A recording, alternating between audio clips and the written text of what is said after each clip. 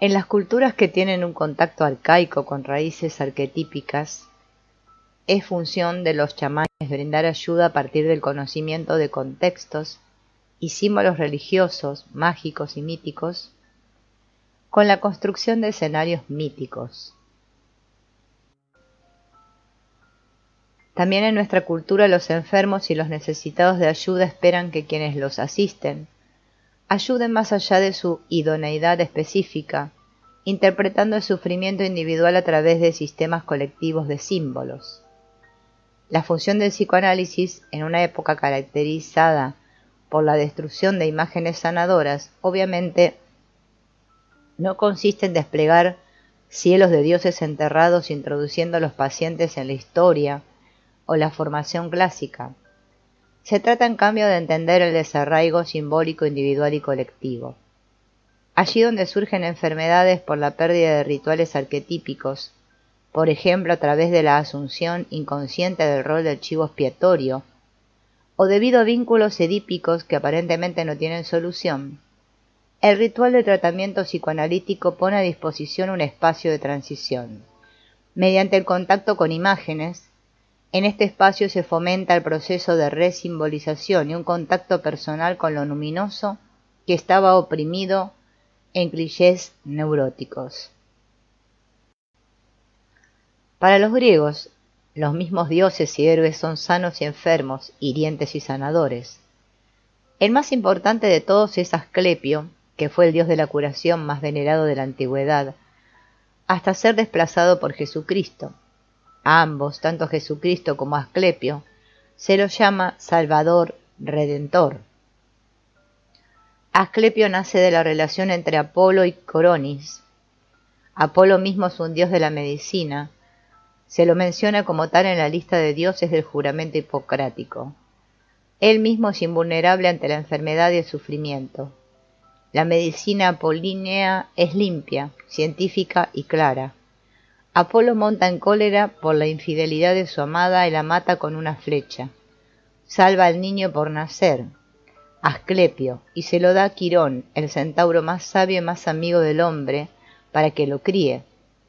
En la figura de Quirón se muestran todas las tensiones de la oposición de nuestro arquetipo. Como centauro es caballo en su parte inferior, hombre en la superior. Una flecha de Heracles lo hiere en la rodilla, es decir, en su parte animal. La herida no quiere cicatrizar y Quirón ansía su muerte, pero como herido también es el sanador que luego introducirá al joven en el arte de la medicina. Atenea, la diosa, le da a Asclepio 2 botellitas llenas de sangre de una gorgona. La sangre de una de las botellas aniquila la vida, la otra la devuelve. Por lo tanto, también Asclepio tiene características bipolares. Puede actuar destruyendo la vida, salvándola o despertando a la vida. Según el mito, este poder sobre la vida y la muerte provoca la ira de los dioses hacia Asclepio, quien todavía no ha alcanzado su propia inmortalidad. Es alcanzado por el relámpago de Zeus cuando intenta devolverle la vida a un muerto. Bajo la impresión de nuestra exitosa medicina, la salud ilimitada, la integridad física y psíquica, la incolumidad total y la belleza cuasi divina se han convertido en el ideal de la curación y de la salud.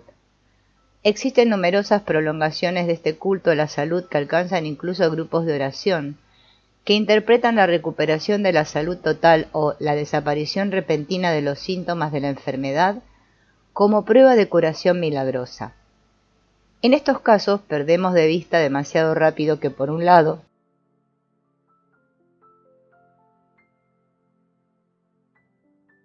la curación es un proceso evolutivo largo y que por el otro también los impedimentos, la estigmatización física y las heridas duraderas constituyen una posibilidad básica de nuestra existencia como seres humanos.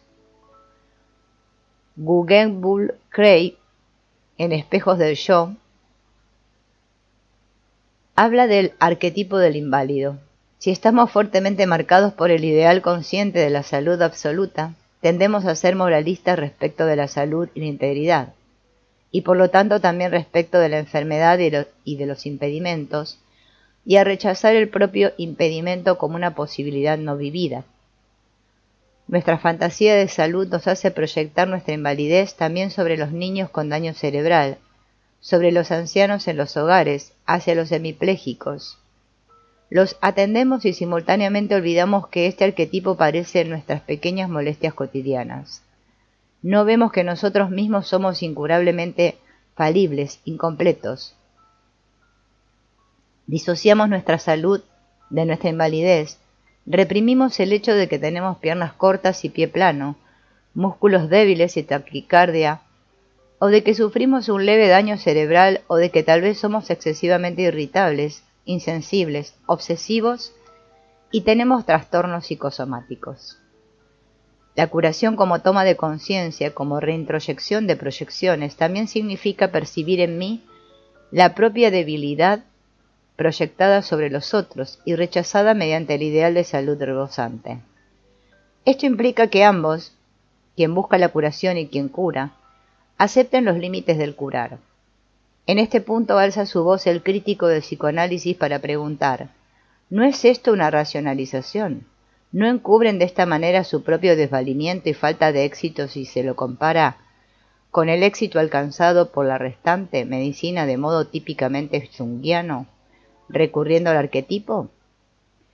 Es verdad que también los psicoterapeutas corren el riesgo de recurrir a racionalizaciones para desviar la atención de sus fracasos, y también en el análisis debemos esforzarnos por tomar conciencia y remover proyecciones.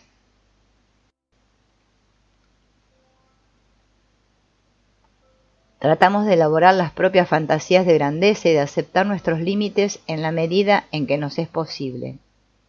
El intento de curación mediante la percepción de las propias heridas y la liberación del sanador interno en el otro también es toma de conciencia. Ambos aspectos cumplen un papel importante tanto en la relación médico-paciente como en otras relaciones asistenciales. La importante distinción entre perfección y totalidad surge del propio Jung, en su libro Psicología y Alquimia, cuando habla del simbolismo de los mandalas, y dice: la paradójica observación de Tales, en el sentido de que es el óxido el que le otorga su verdadero valor a la moneda, es una especie de paráfrasis alquimística que en el fondo no quiere decir otra cosa que no hay luz sin sombra, ni integridad psíquica sin imperfección. Para su realización absoluta la vida no requiere de la perfección sino de la totalidad, y de ella forman parte la viga en la carne, el sufrimiento de la imperfección, sin los cuales no sería posible avanzar ni elevarse. Aquiles utiliza para curar el óxido que raspa de la lanza que provocó la herida. Y esto nos recuerda que a través del proceso psicoanalítico se provocan heridas que permanecen, pero posibilitan el desarrollo. Es cierto que la fantasía de la integridad en las tensiones de la oposición consciente-inconsciente, femenino-masculino, hombre-dios, Dios malo, Dios bueno, sano, enfermo, etc., es un motor central de la individuación. Sin embargo, la identificación inflacionaria con el arquetipo de la integridad nos lleva a la manipulación del inconsciente. De este modo, las proyecciones, la escisión y otros mecanismos de defensa pueden tener por consecuencia un endiosamiento ilusorio de la normalidad y de la salud. En tal caso, estaríamos negando que nos encontramos en el río entre la enfermedad y la salud, entre patogenia y soteriogenia. El concepto de lo holístico no limita en absoluto la mitología técnico-racional de que todo es posible, reparable, solucionable. Todo lo contrario. Este enfoque lleva a que aumente la cantidad de métodos que además son más difíciles de controlar que aquellos de la medicina tradicional.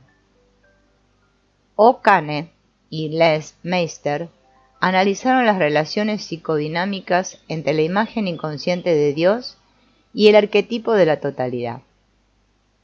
La exageración de la idea de integridad está de moda tanto en la psicoterapia como en los círculos eclesiásticos, sobre todo cuando estos grupos levantan el estandarte de la curación. Pero cuando se rechaza el arquetipo del inválido, se hace presente el complejo de Dios, como sombra omnipotente de la integridad. Y el lado inconsciente no vivido de la integridad no es otra cosa que su destructividad profundamente reprimida o disociada. Todo arquetipo es polar y conlleva el riesgo de que nos identifiquemos, de modo inflacionario, con uno de sus polos, por ejemplo, con el aspecto claro y luminoso del sí mismo, como nuestra imagen de Dios, y de que no querramos percibir el polo opuesto, por ejemplo, el lado terrenal animal, subterráneo, del sí mismos, y además, en sus distintas determinaciones psíquicas, como totalidad, unidad, centro, etc., el arquetipo de la totalidad puede dar paso a las tendencias de omnipotencia. Como configuración arquetípica central, este arquetipo también tiene un importante efecto de sombra que va más allá del hecho de que un polo arquetípico se vuelva inconsciente. La integridad no se contenta con la totalidad que aparentemente le es propia, sino que desea dominar todo y a todos. Las imágenes prometedoras del ser sano íntegro descubren un núcleo violento de expansionismo y dominio. Dejan reconocer su verdadero lado de sombra, que consiste en la aspiración a la omnipotencia. La sombra de la omnipotencia no debe ser confundida con la mitad oscura de la idea de integridad, como lo amplifica Jung, por ejemplo, en la simbología subterránea del sí mismo. Aquí no se trata en absoluto de una mitad en el sentido de un modo de pensamiento polar o complementario, sino del aspecto problemático básico que le cabe a la idea arquetípica de la integridad como tal, independientemente de cómo se la defina, como totalidad o perfección, o de los componentes estructurales, los espirituales o los subterráneos, desde los cuales se la observe. Dentro de la problemática de la integridad es útil distinguir entre salud e individuación. Esta última puede ir de la mano de un aumento del sufrimiento, por ejemplo, de una mayor capacidad de sufrimiento y de un manejo más maduro del sufrimiento psíquico o físico que no se puede evitar. El proceso de individuación mismo, acercamiento a la totalidad y a la unidad, se ha vuelto un concepto normativo que tiende en los hechos a una identificación con la imagen arquetípica de la integridad. El arquetipo se convierte en el yo ideal, en un ideal que orienta la acción, y existe el riesgo de la exageración y de la identificación con el ideal. Cuando ya no toleramos la herida, la incurabilidad y la falta de totalidad, como la simbolizan la imagen de Quirón o la serpiente de Asclepio, la visión dualista del mundo produce escisiones, debido a la pretensión omnipotente del ideal de integridad. La debilidad, la herida y la destrucción solo se perciben bajo la perspectiva de su curación, superación y salvación. De este modo se evitan los afectos depresivos, intolerantes, que se deben a destrucciones irreparables, ya sea en el destino personal, en la historia colectiva o en la realidad de nuestro ecosistema. El triunfo de la opinión pública sobre un consorcio petrolero que después de varias semanas de conmoción entre los medios y entre los políticos de los más diversos partidos renuncia a hundir en el mar una de entre varios cientos de plataformas de perforación, es sobre todo un triunfo de la defensa colectiva. Saboreando la alegría por la derrota de Goliat frente a David, se olvida la magnitud que ya ha alcanzado la contaminación de los mares y cuánto daño irreversible se ha producido ya. Los símbolos arquetípicos capaces de cambiar que se actualiza en el acontecer regresivo colectivo de la actualidad están en las imágenes mismas de lo destructivo y de la muerte, no más allá de ellas.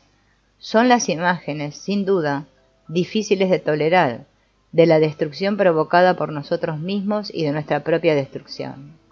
Solo comprenderemos el desgarramiento de nuestros mundos vitales externos e internos si elevamos estas imágenes hasta nuestra conciencia y las reconocemos como expresión de la dimensión destructiva de la psique, cuyo valor ha sido relegado a un segundo plano desde hace tiempo, si se lo compara con la importancia que se les otorga a las fuerzas sintéticas y aquellas que impulsan el crecimiento. Queda claro que la terapia que se sugiere aquí tiene una orientación totalmente distinta de aquella que tiende hacia las cumbres de la unidad y la integridad. En lugar de indicar medidas de compensación, se atiene al antiguo precepto de similia similibus de Lesmeister. Similia similibus, tratar lo igual con lo igual. Este principio tiene una importancia básica más allá del ámbito de la homeopatía. El terrorismo espiritual de la idea de salud puede conducirnos a la destrucción, es decir, al contrario del ideal consciente de curación. En cambio, al sintonizarnos con los aspectos destructivos del imaginario individual y colectivo, dejamos subir al escenario las enfermedades y la muerte. Así, podrán actuar en el drama de la curación y nosotros, expuestos y embarcados en el mismo drama, podremos indagar en su impacto. En vez de excluir de manera maniquea el aspecto sombrío del arquetipo de curación, vislumbramos nuevas posibilidades de vida, pero donde hay peligro también crece lo que salva. El arte de curar es homeopatía en cuanto cura por la herida.